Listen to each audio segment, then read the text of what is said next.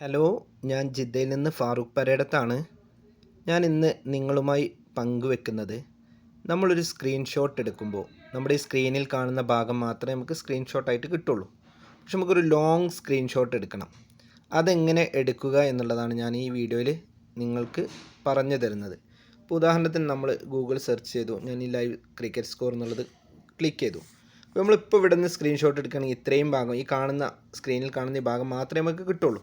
പക്ഷെ നമുക്ക് ഇതിൻ്റെ താഴേക്കുള്ളതൊക്കെ കിട്ടണം, ഇത്രയും ഭാഗങ്ങൾ കിട്ടണം, ഇതൊക്കെ നമുക്ക് സ്ക്രീൻഷോട്ടായിട്ട് കിട്ടണം. അപ്പം നമ്മൾ എങ്ങനെ ചെയ്യുക എന്നുള്ളതാണ് ഞാൻ കാണിക്കുന്നത്.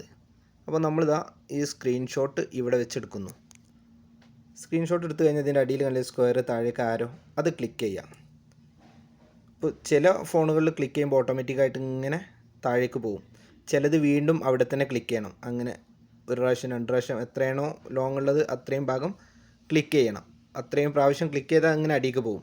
ഇപ്പോൾ എൻ്റേത് ഓട്ടോമാറ്റിക്കായിട്ട് തന്നെ അതിൻ്റെ താഴെ വരെ പോയി. ഇനി ഡണ്ണ് കൊടുത്തു.